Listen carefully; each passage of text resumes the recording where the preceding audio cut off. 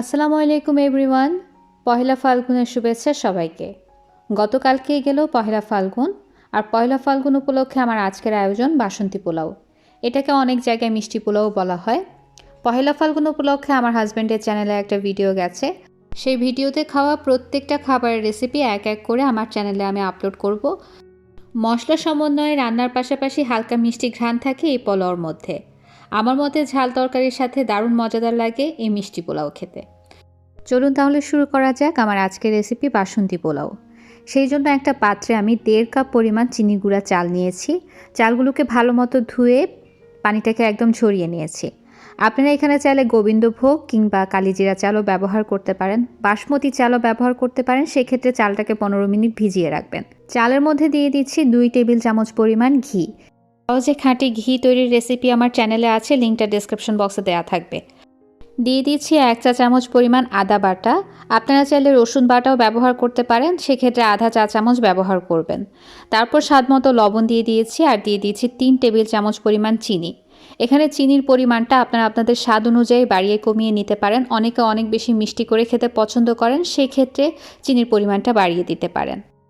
যেই পরিমাণ আমি ব্যবহার করেছি তাতে পারফেক্ট একটা টেস্ট আপনারা পাবেন। তারপর আধা চা চামচ পরিমাণ গরম মশলার গুঁড়া দিয়ে দিয়েছি, আর দিয়ে দিচ্ছি গোলমরিচের গুঁড়া। এটা স্বাদ মতো, আপনারা ঝাল কতটুকু খেতে চান সেটার উপর নির্ভর করে। 1 চা চামচ পরিমাণ হলুদ গুঁড়া দিয়ে দিচ্ছি, 3টা দিয়ে দিচ্ছি লবঙ্গ, 2 ইঞ্চি সমান দারচিনিকে ছোট টুকরা করে দিয়ে দিয়েছি, একটা তেজপাতা দিয়ে দিচ্ছি। গরম মশলাগুলো ছোট টুকরা করে দিলে এর মধ্যে থেকে ফ্লেভারটা খুব সহজে বের হয়। আর এলাচ দিয়ে দিচ্ছি আমি 3টা, বিচিটাকে ভালো মতো ক্রাশ করে দিয়েছি, তাতে ফ্লেভারটা ভালো মতো ছড়াবে। দিয়ে দিচ্ছি কাজু বাদাম 10 থেকে 12টার মতো, আর কিশমিশ দিয়ে দিচ্ছি 10-12টা। আপনারা আপনাদের স্বাদ অনুযায়ী পরিমাণটা বাড়িয়ে কমিয়ে নিতে পারেন যদি বাদাম এবং কিশমিশ খেতে পছন্দ করেন পোলাওতে। এখন আমি খুব ভালো মতো এটাকে মেখে নেব। একদম খুব ভালো মতো সব কিছু একসাথে মিলিয়ে নিতে হবে। প্রেসার দিয়ে মাখতে যাবেন না, তাতে চালগুলো ভেঙে যেতে পারে। কোনোভাবে প্রেসার ক্রিয়েট করা যাবে না। আলতো হাতে খুব ভালো মতো সময় নিয়ে এটাকে মেখে নিতে হবে। যত ভালো মতো সময় নিয়ে এবং যত ভালো করে আপনারা মাখাতে পারবেন, আপনাদের পোলাওর ফ্লেভারটা তত বেশি ভালো আসবে। আমার মাখানো হয়ে গেছে, আমি প্রায় 2 মিনিট ধরে মাখিয়েছি এবং আস্তে আস্তে আলতো হাতে মাখিয়েছি। এখন এটাকে চুলায় বসিয়ে দিলাম মিডিয়াম আছে। এখন এটাকে আমি প্রায় 5 মিনিটের মতো ভেজে নেব। আপনারা যদি শুরুতে ঠিক মতো এটাকে মেখে ভালো মতো মিলিয়ে না নেন, সেই ক্ষেত্রে কিন্তু আপনাদের এই পর্যায়ে এটা মেলাতে একটু সময় লাগবে এবং ভাজতেও সময় লাগবে। কিন্তু ভালো মতো যদি এটাকে মেখে মিলিয়ে নেওয়া হয়, তাহলে এই পর্যায়ে এটা ভেজে নিতে অনেক সহজ হবে, কম সময় লাগবে। এবং একটা পর্যায়ে আপনারা দেখবেন ভাজতে ভাজতে এটা এরকম একটা সাইডে দলা পেকে যাচ্ছে, ঠিক এইরকম ধরনের। আপনারা ভিডিওতে খেয়াল করলেই বুঝতে পারবেন, এবং আপনারা চাল ভাজার একটা যে শনশন শব্দ হয় সেটা পাবেন, এবং সেই সাথে চালটা একটু ভারীও হয়ে আসবে, আপনারা সেটাও টের পাবেন। আনুমানিক 5 মিনিটের মতো সময় লেগেছে আমার। মিডিয়াম ছিল আমার চুলার আঁচ। এখন আমি এটার মধ্যে পানি দিয়ে দেব। আমি যেহেতু 1.5 কাপ পরিমাণ চাল ব্যবহার করেছি, সেই বুঝে আমি এখানে 2 কাপ পরিমাণ পানি ব্যবহার করছি। আপনারা যে পরিমাণ চাল ব্যবহার করবেন তার 1.5 গুণ পানি আপনাদেরকে এখানে ব্যবহার করতে হবে।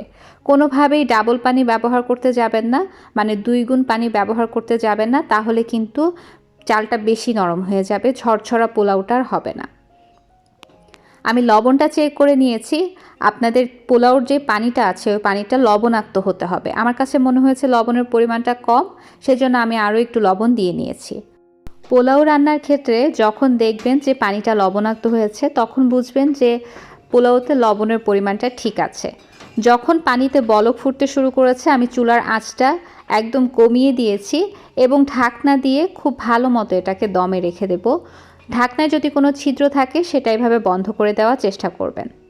প্রায় 15 মিনিট পরে দেখতেই পাচ্ছেন আমার পোলাওটা রেডি হয়ে গেছে। চুলার আঁচটা কিন্তু আমার একদমই কমানো ছিল। মাঝে দিয়ে আমি 1-2বার ঢাকনাটা তুলে কিন্তু হালকা হাতে নেড়ে দিয়েছি। যখন আপনারা মাঝে দিয়ে নাড়াচাড়া করবেন, সেই পর্যায়ে কিন্তু এটাকে খুব আলতো হাতে নাড়তে হবে, না হয় চালগুলো ভেঙে যেতে পারে। যখন 15 মিনিট পর এটা পুরোপুরি রেডি হয়ে যাবে, তখন এটাকে চুলার আঁচটা মিডিয়ামে করে 1 মিনিটের মতো ভেজে নেবেন, তাতে এটা তৈরি হয়ে যাবে। আর আমি এটাকে সার্ভ করেছি অরেঞ্জ চিকেনের সাথে।